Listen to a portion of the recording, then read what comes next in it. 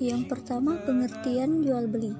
Jual beli menurut bahasa artinya tukar menukar sesuatu dengan sesuatu, sedangkan menurut syara artinya menukar harta dengan harta menurut cara-cara tertentu.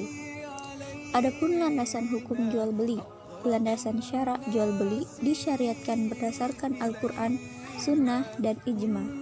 Adapun di dalam Al-Quran dijelaskan dalam surah Al-Baqarah ayat 275 yang berbunyi, wa ahallahul bai'a wa harramar riba, dan Allah menghalalkan jual beli dan mengharamkan riba. Adapun berdasarkan sunnah, Rasulullah SAW bersabda dari Rifa'ah bin Rafli radhiyallahu anha bahwasannya Nabi SAW ditanya, pencarian apakah yang paling baik? Beliau menjawab, ialah orang yang bekerja dengan tangannya dan tiap-tiap jual beli yang bersih. Hadis riwayat Al-Bazzar dan disahkan Hakim.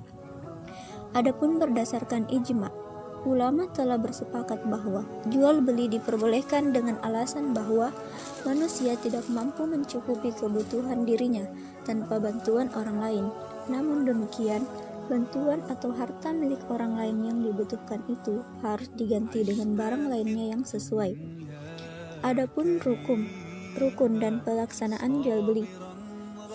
Yang pertama, bai atau penjual, mustari atau pembeli, sigat, ijab dan kabul, dan makun alai atau barang dan benda. Kemudian syarat jual beli. Transaksi jual beli baru dinyatakan menjadi sah apabila terpenuhi 3 syarat jual beli, yaitu yang pertama, adanya 2 pihak yang melakukan transaksi jual beli. Yang kedua, adanya sesuatu barang yang dipindah tangankan dari penjual kepada pembeli. Yang ketiga, adanya kalimat yang menyatakan terjadinya transaksi jual beli atau sigot ikat ijab kabul. Selanjutnya, macam-macam jual beli. Menurut para jumhur ulama, jual beli dapat ditinjau dari beberapa segi. Dilihat dari segi hukumnya, jual beli ada 2 macam, yaitu yang pertama, jual beli yang sah, yaitu jual beli yang telah memenuhi ketentuan syara, baik rukun maupun syaratnya, yakni sebagai berikut. Barangnya suci, bermanfaat, milik penjual, bisa diserahkan dan diketahui keadaannya. Yang kedua, jual beli yang batal, yaitu jual beli yang tidak memenuhi salah satu syarat dan rukun, sehingga jual beli menjadi rusak atau fasid.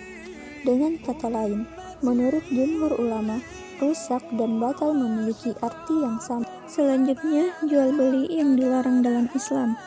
Jual beli yang dilarang dalam Islam sangatlah banyak menurut jumhur ulama.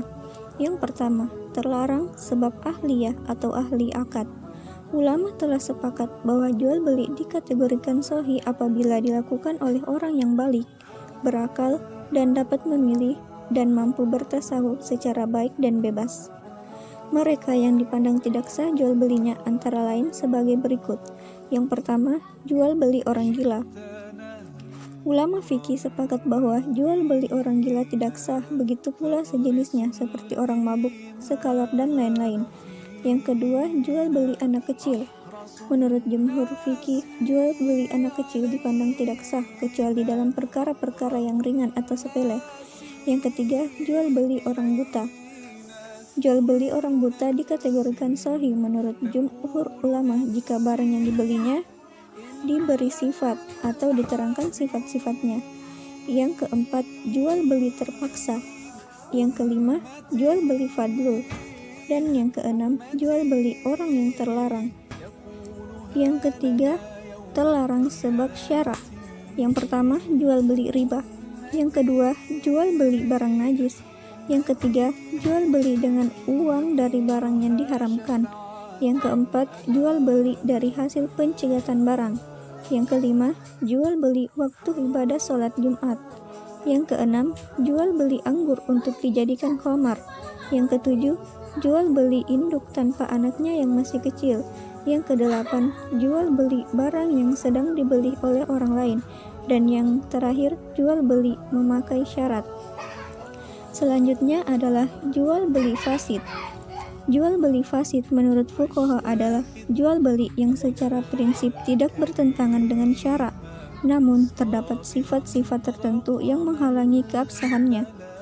Adapun perbedaan tentang jual beli fasid. Yang pertama, menurut pendapat jumhur ulama bahwa akad jual beli yang keluar dari ketentuan syara maka tidak dianggap baik dalam muamalah dan ibadah.